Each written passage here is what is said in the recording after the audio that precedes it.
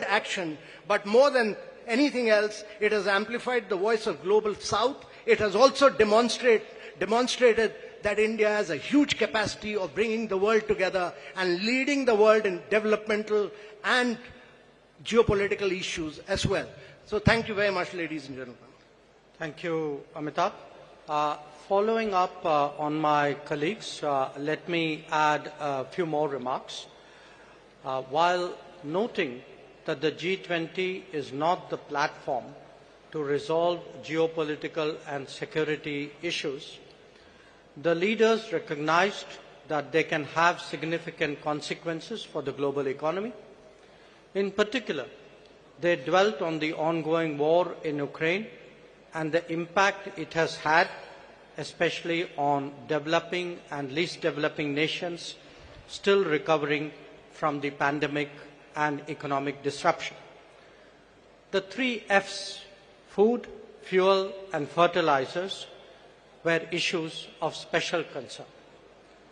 Another subject that was addressed by them, as the Sherpa noted, was countering terrorism and money laundering.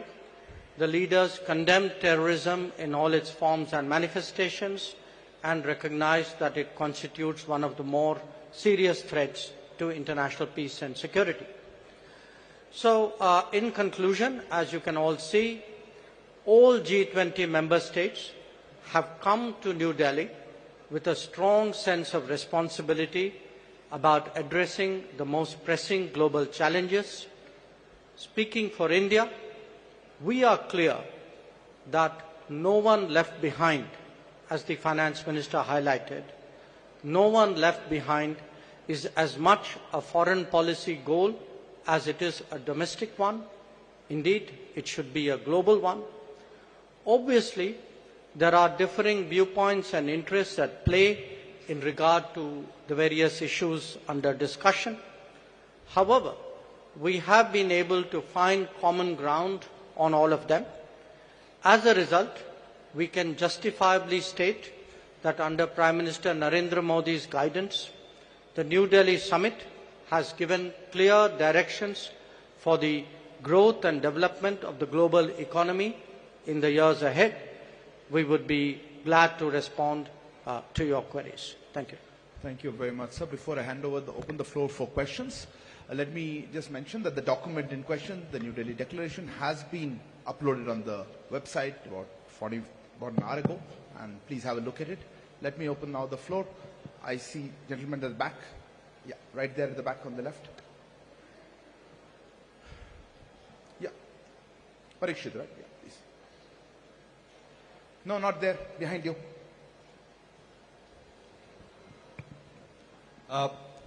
One question to... please introduce yourself and the organization. I'm Parikshit Luthra from CNBC TV 18. My question to Minister Jaishankar and G20 Sherpa Amitabh Kant and also Finance Minister Nirmala Sitharaman. How difficult was it to have consensus on the wording of the Ukraine-Russia war? This has been a difficult point in every conversation in the G20. There were several drafts circulated. We heard of a new draft this morning as well. Were there any countries which actually helped India in bringing consensus on the table? I see a name. I see the lady here. Please, ma'am. Yeah, you.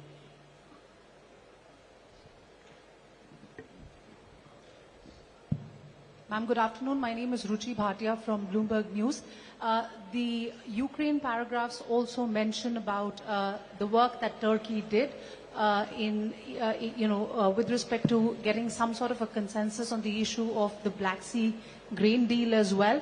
Where are things with respect to that, and can we expect any movement on that critical issue anytime soon, because it does concern several nations across the globe? Thank you. There's a hand there, the gentleman, yeah, right at the back on the left. Microphone, please. Yeah. This is Manas Pratim Bhuyan from Press Trust of India, PTI. In one of the paragraphs referring to the Ukraine conflict, it is mentioned that there were different views and assessment of the situation. So, how do you explain this line about having differences on the Ukraine crisis? The question to Foreign Minister or the G20 Sherpa. Gentleman here. Hi, this is Ashish Singh from the Geostrata. Going forward, how will we see action for climate-related adaptation financing for the Global South, as especially with India being part of the Troika? Thanks. We'll take one last question there. Yeah, there. Yeah, the lady there. I'm sorry. Behind you, right at the back.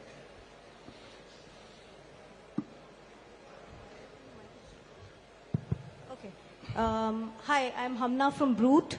I wanted to know, does India see itself as the leader of the Global South, and how did it assume this role? Because there's been a lot of conversation about bringing the Global South together. So, yeah. Sir, may I? I didn't get the last one. The last one is India. How does India see itself as leader of the Global South? Where is this lady? I'll just go with the start, then I'll...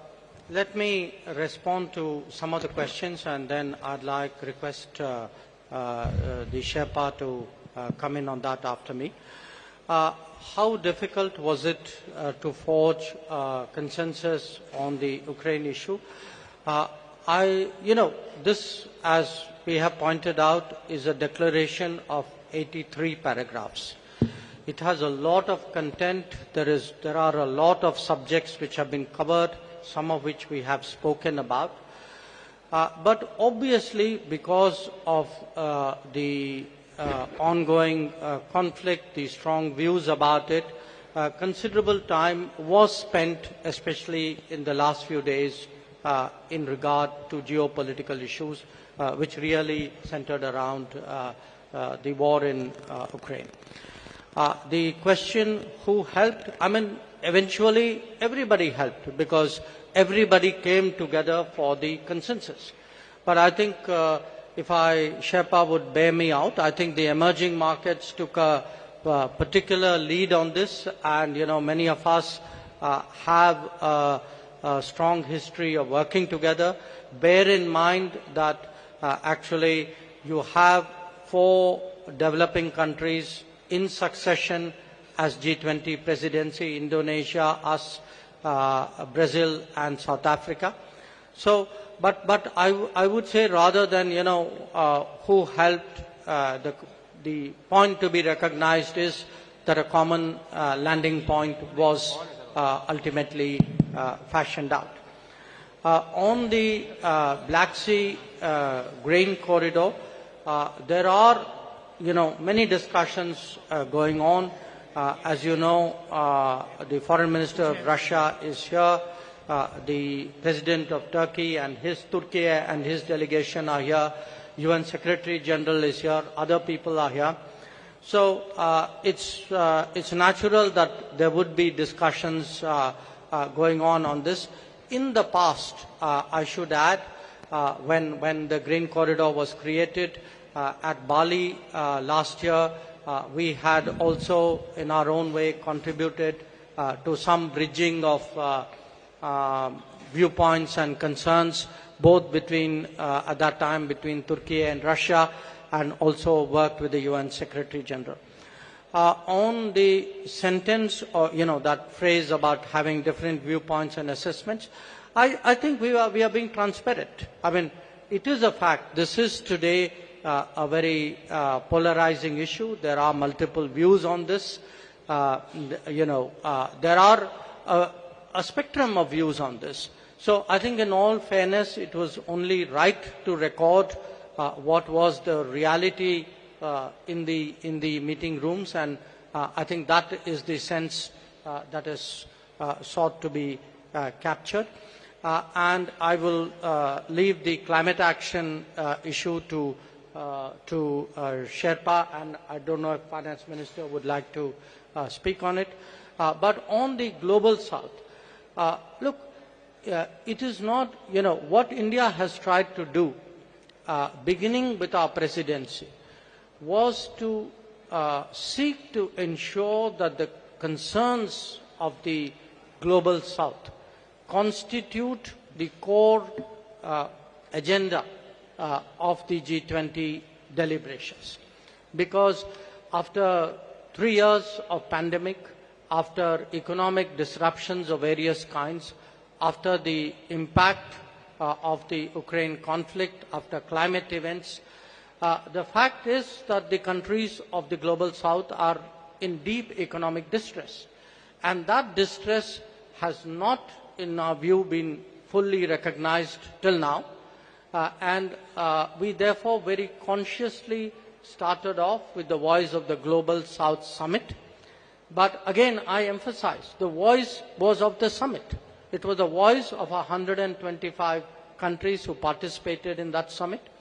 But we, as the G20 presidency, we saw it as our responsibility of distilling the views which were expressed in that summit and putting it before the rest of the G20. And we can take a lot of satisfaction that many of the issues that the finance minister highlighted, which the Sherpa highlighted, these are truly global south issues, and we hope that certainly the Delhi summit and the deliberations which will take place today and tomorrow would give strong guidance to take them forward. Sherpa, Amitabhji, if you want to add to it. On the Russia-Ukraine crisis, India worked very closely with Brazil, South Africa, and Indonesia. And I want to say that it was the emerging markets which played a very key role. India worked with all the emerging markets which played a very key role. There was very tough, very ruthless negotiations which went on for several days non-stop. And I really feel that in the end, the issue was clinched because of the leadership of the Prime Minister, because eventually we had to say that the leader wants it, and this has to be delivered. And secondly, I really want to thank Mr. Jaishankar. I constantly took his advice, and he guided me, and he gave me two really outstanding officers. One was Naidu, Nag Naidu, who's a very outstanding officer and very enthusiastic, motivated young officer who worked with me, Inam Gambhir. They did a really outstanding job as far as the geopolitical issues concerned. I had two other Foreign Service officers who've done brilliant work, Abhay Thakur and Ashish Sinha, on different aspects. But on geopolitics, they've done a really spectacular work. So it was really great teamwork. It was just brilliant teamwork by India, which has enabled us to achieve consensus on an issue on which the world has evaded any consensus. Even the Bali document which we talk about, actually we could not move forward with it because we could not arrive consensus in it for the first meeting. And on climate, let me tell you that this is one of the most ambitious document on climate, because it talks about almost 5.9. It moves first the language from billions to trillions, and secondly, it talks about 5.9 trillion requirement for the presidency and for the G20 countries. And it lays a huge focus on life principles. It lays a huge focus on reforms of the multilateral institutions, because they were designed for the World War II and not for climate action. So all of these, it talks about new financing instruments, many other things, but in totality, if you look at it, it's probably the most vibrant, the most dynamic, and the most ambitious document on climate action that has come out anywhere. Finance Minister. Just to add one line on the climate finance matter, the question was raised whether mitigation is being dealt with or not. It deals with the mitigation, all right, but it also looks at adaptation and resilience. I think now the debate on climate finance is also moving much more into resilience, whether it is infrastructure or planning for it or funding. Resilience takes precedence. That is one. And second, country-specific solutions are now going to be possible. It's not going to be one size fits all. The problem of each country, particularly on climate, is so different from one another. So this Delhi declaration and also the discussions which were held during India presidency has focused on that.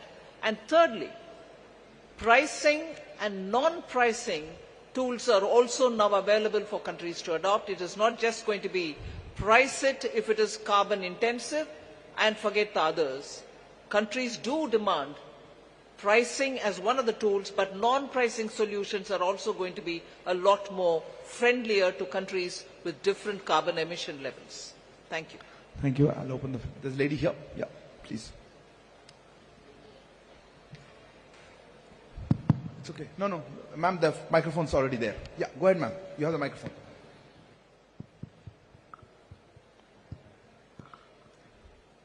Hello. Yeah. Good evening to the panel. This is Priyashmita. I'm from Informist Media.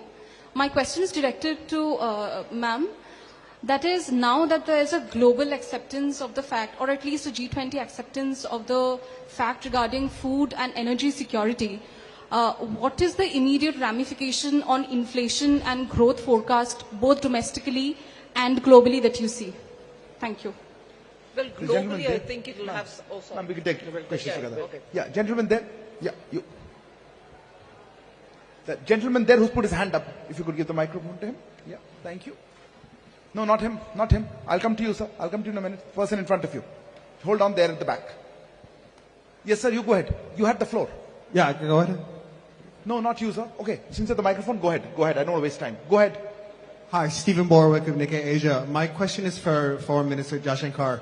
Is today's achievement a step towards achieving what India has described as a world of greater multi-alignment, as opposed to the more old-fashioned sense of an international rules-based order? Thank you. Yes, sir. You had the microphone. Go ahead.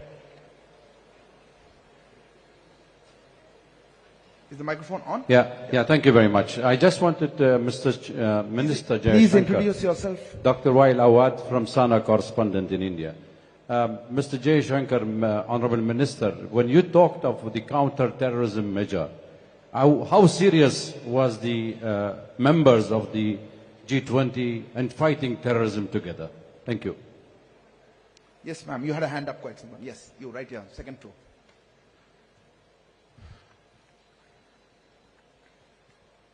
Samira Hussain with BBC News.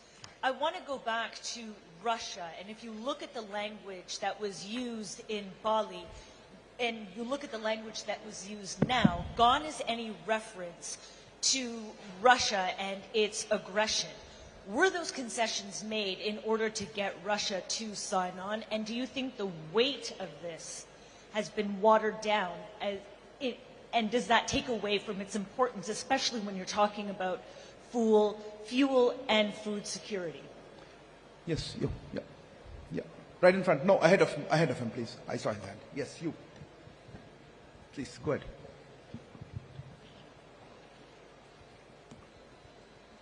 Hello. Yeah, sir, Rishikesh from the Press Trust of India.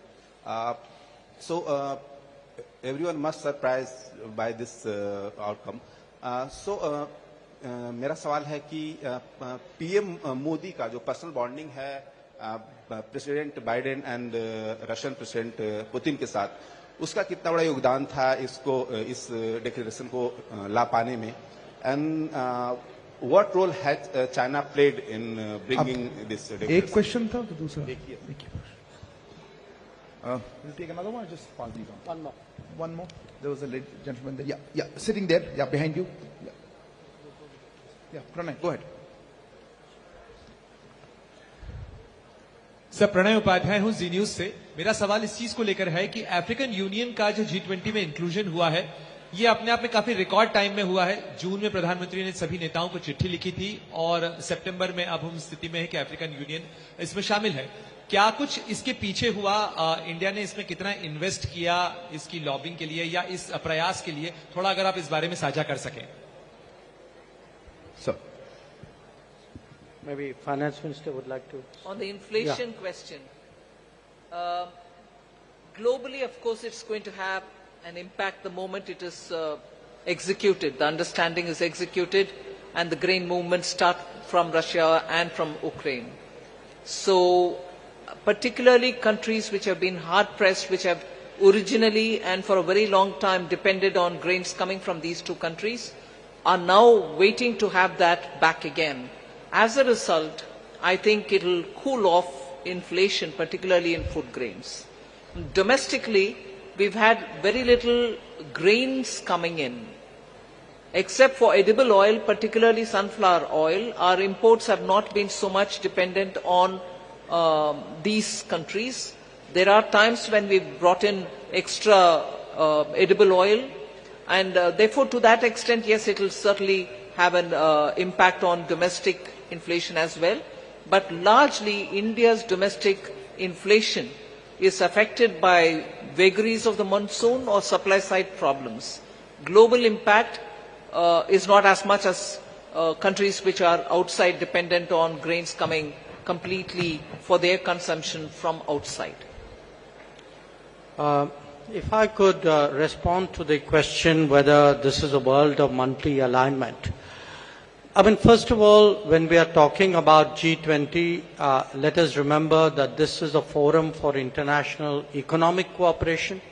Its primary focus is on economic growth and development. And in a way, the G20 itself is a reflection of multipolarity. The fact that there was, in a way, the salience of G7 was a decade ago replaced by the salience of the G20. I think that itself was a statement. Now, what you see before you in terms of the leaders' declaration and the discussions that are going on are obviously discussions among a very broad, very diverse range of countries at different levels of economic development, whose economic and social, cultural composition is quite different from each other. So I think in that sense it's quite reasonable to assume that there is a certain there's a spectrum of views and interests out here which we have tried to harmonize to produce the declaration. The question on counter-terrorism, what happens? I would draw your attention to paragraphs 74 and 75 of the leaders' declaration.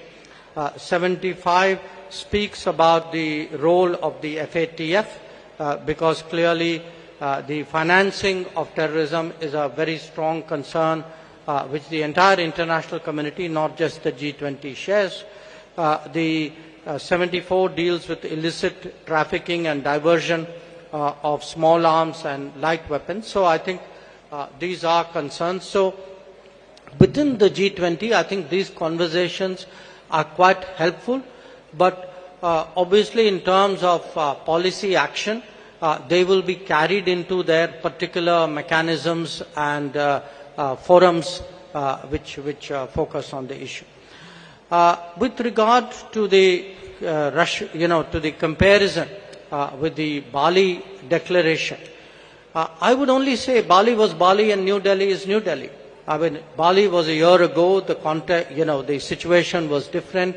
Many things have happened since then, and in fact, if you see in the geopolitical segment of the leaders' declaration, there are in totality 8 paragraphs, 7 of which actually focus on the Ukraine issue, and many of them highlight problems which are of great contemporary significance. So, I mean, including the efforts of the Istanbul agreements, the concerns about unimpeded deliveries of grain, foodstuff and fertilizers, the issues of attacks on the relevant infrastructure.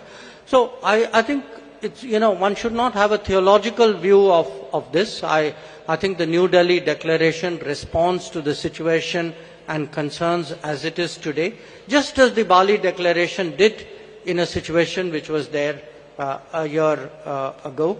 And finally, with regard to the आपका जो सवाल था कि PM's personal bonding, today, in fact, not just today, yesterday, and in some cases at the Jakarta East Asia Summit as well, where the Prime Minister was there, Prime Minister did speak to a number of his counterparts with regard to what was under discussion at this summit.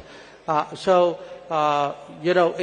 is the responsibility of the Sherpa and of the ministers to put together the multiple strands and harmonize it into a document. But at the end of the day, I obviously do not want to go into very specific details, but at the end of the day, there are always gaps and issues and viewpoints. And I think today, especially Prime Minister's talking to a number of leaders during the day, his meetings yesterday with some of them, with others during the Jakarta meeting of the ES, I think were all very, very influential, or I would say almost determining in producing an outcome. और जो आखिरी सवाल जो आपका था कि AU का inclusion जो है उसकी गति माने बहुत तेज गति से हुई, मैं आप लोगों को एक याद दिलाना चाहता हूं कि जो बाली समिट के दौरान, बाली के समिट के अंत में जो उस समय अफ्रीकन यूनियन के अध्यक्ष जो थे, सेनेगल के राष्ट्रपति थे मैकी सॉल, तो वो उस समय प्रधानमंत्री और इंडोनेशिया के राष्ट्रपति के पास आए और उनकी शिकायत थी कि G20 की सदस्यता के बारे में जो अफ्रीकन यूनियन का जो हक जो बनता है उस पर बिल्कुल चर्चा नहीं हुई थी।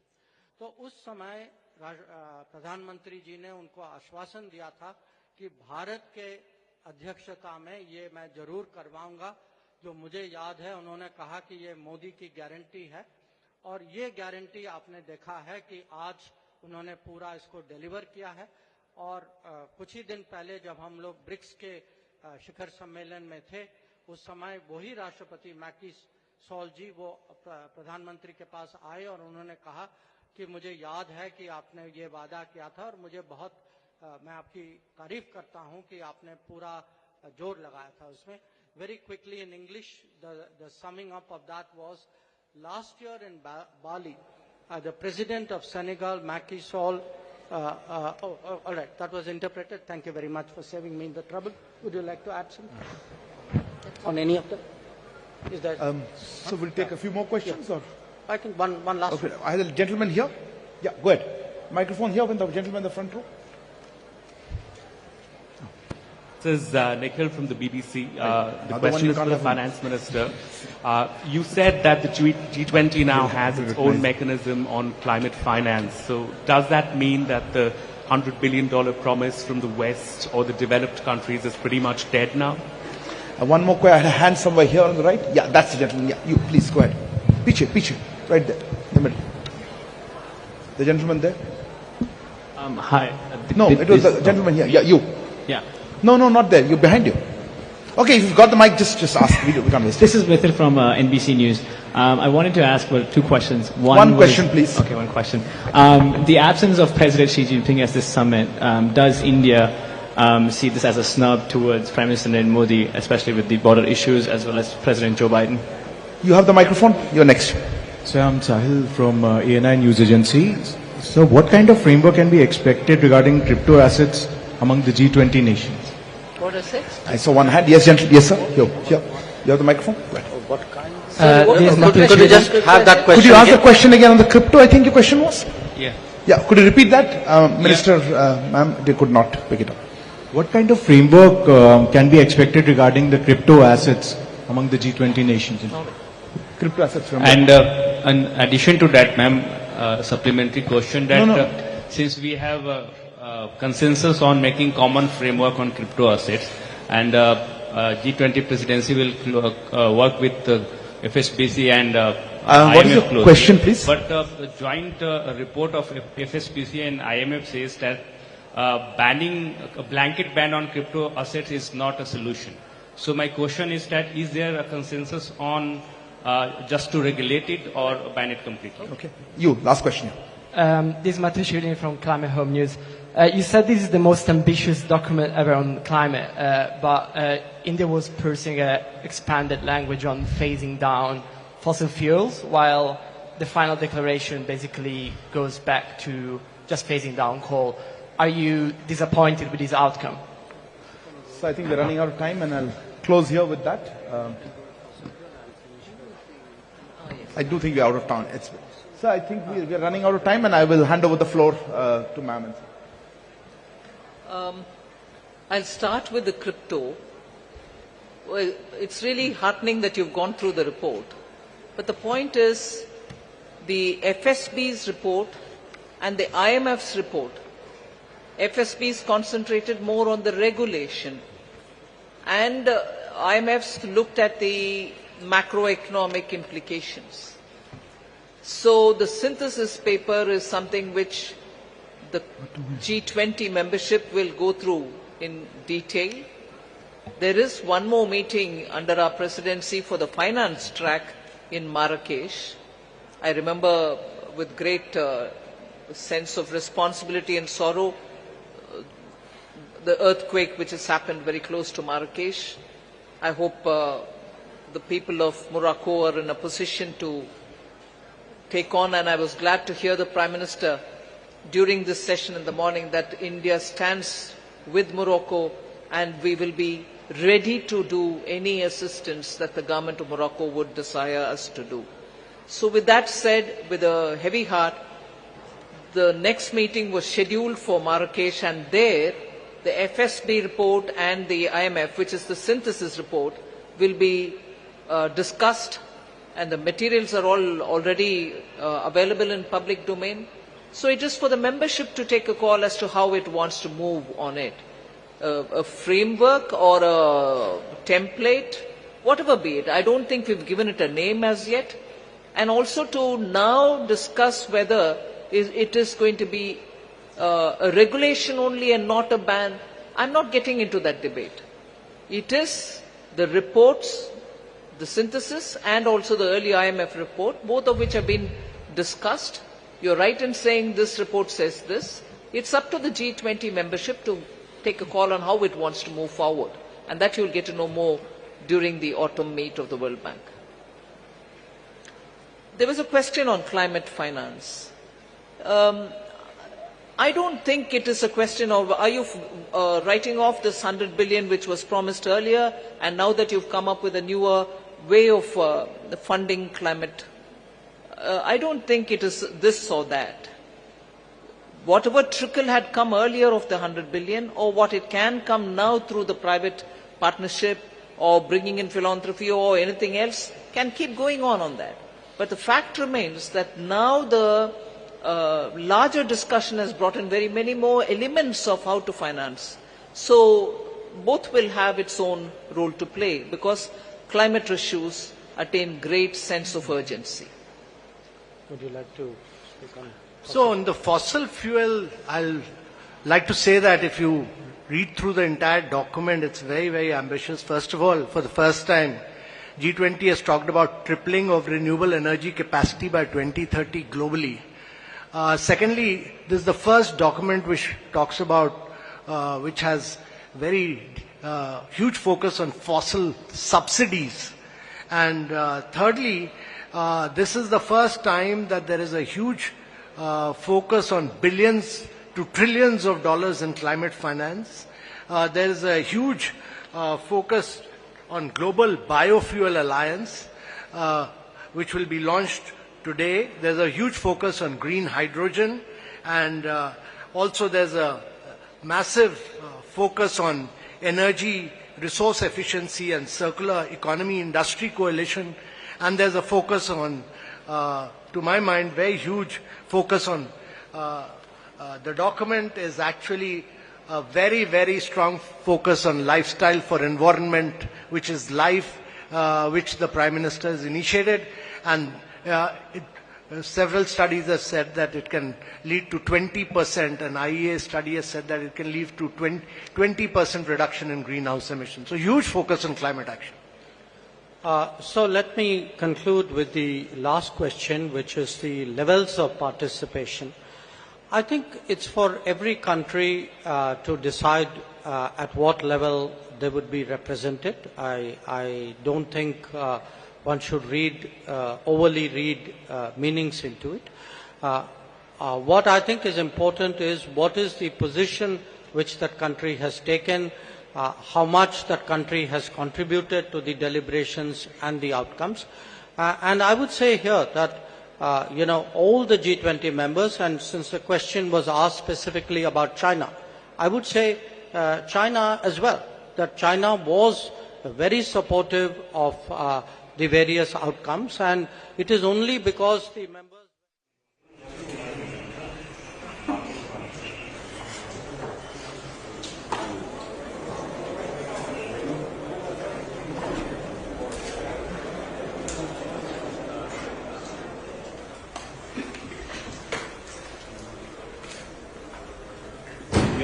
स्क्रीन पर बाद में देखा हूँ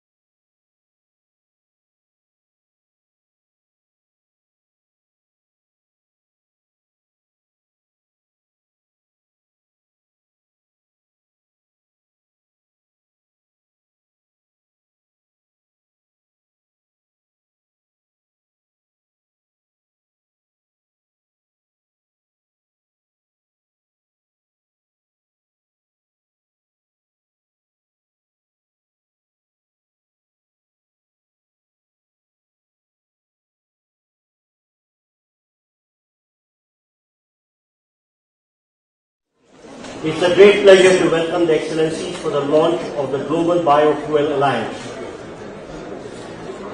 Excellencies, I would now request the Honourable Prime Minister of India to press the light globe placed in the lectern before him and launch the Global Biofuel Alliance.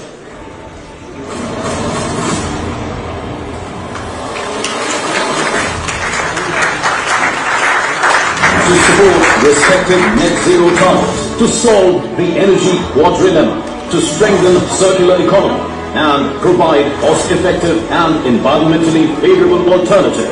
Global sustainable biofuels production needs to triple by 2030. Therefore, joint action through the Global Biofuels Alliance with multi-stakeholder support spanning 19 countries and 12 international organizations will identify and address the challenges inhibiting biofuel adoption and production, development and adoption of internationally recognized standards and sustainability requirements, help in reduction in global transportation emissions, increased access to clean cooking fuel, increase farmers' income, and expand biofuels adoption. The Global Biofuels Alliance. Excellencies, we will now take a group photograph.